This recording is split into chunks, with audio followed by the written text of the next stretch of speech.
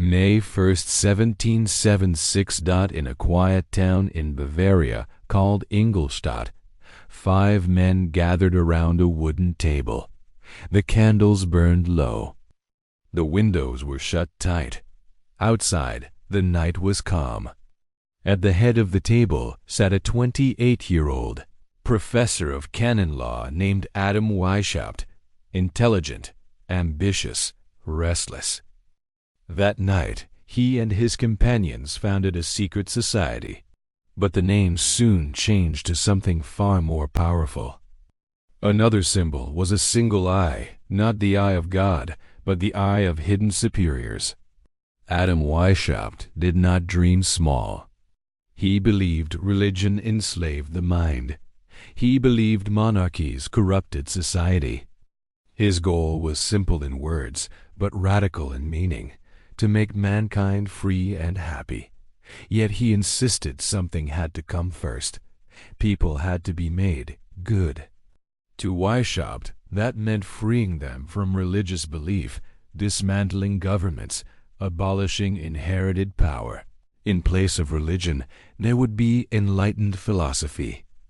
And guiding this new world, an enlightened elite, the Illuminati, would not rule openly. He once wrote that the strength of the order lay in its concealment. It must never appear under its own name. It must always operate under another identity. So the Illuminati did not stand in public squares announcing their mission. Instead, they infiltrated existing institutions. Their favorite target was Freemasonry. Masonic lodges were already secretive, structured, and respected. Perfect cover. Weishaupt himself joined the Masonic Lodge in 1777 and required his followers to do the same. Once inside, they were instructed to rise through the ranks and quietly steer discussions, ideas, and influence. They also targeted universities, literary societies, and libraries, the intellectual networks of their time. If not, they would criticize him. Public opinion, Weishaupt believed, could be directed like a river. A new recruit, called a novice, surrendered personal privacy. He kept a diary of thoughts and actions. He obeyed his superior without question. He read only what he was instructed to read. Higher levels required abandoning religious belief entirely. Patriotism was discouraged. Love of country was seen as incompatible with the order's universal goals. The only true loyalty was to the organization.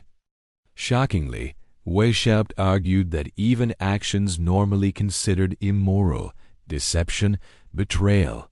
Members adopted secret names, often drawn from ancient history. Weishaupt himself chose the name Spartacus after the rebellious Roman slave.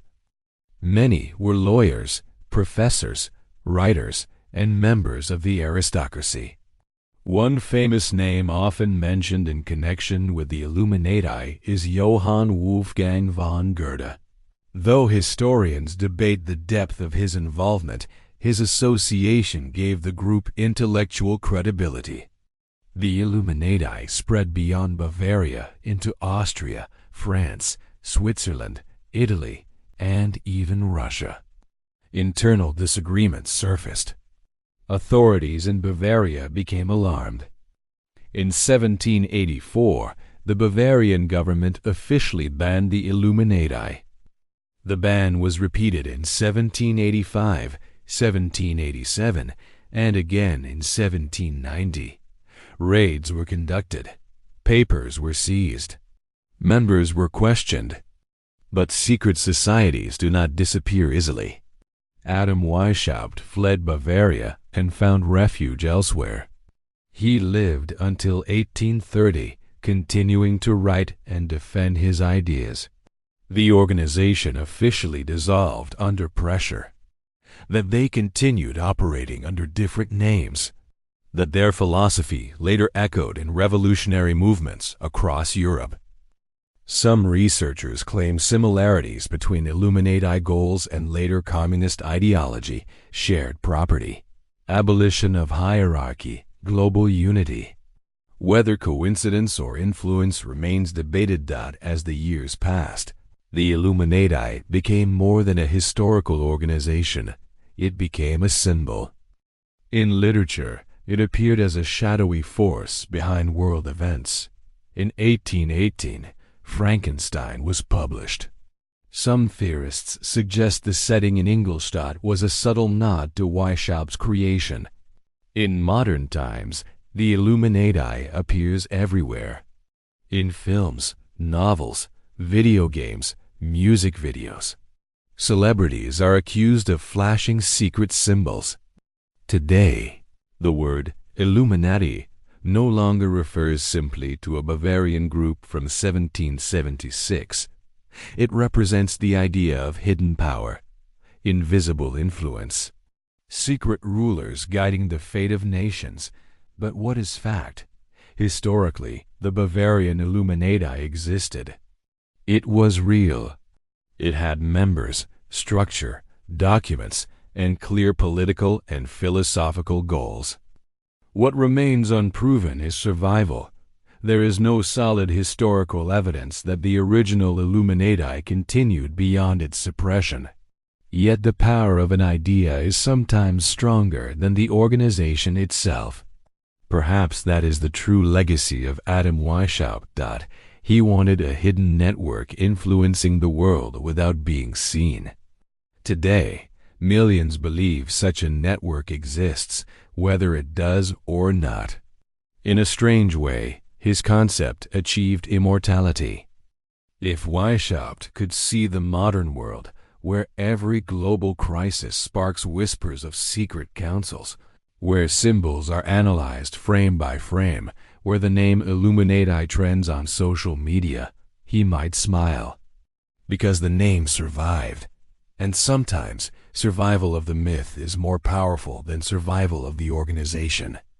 The real question is not whether the Illuminati still exists. The real question is why humanity continues to believe it does. Perhaps we are uncomfortable with the idea that history is chaotic and unpredictable. Perhaps it feels safer to imagine that someone, somewhere, is in control, even if that control is hidden. Or perhaps, as Weishaupt understood centuries ago, the human mind will always be drawn to mystery. And mystery, once planted, is almost impossible to destroy.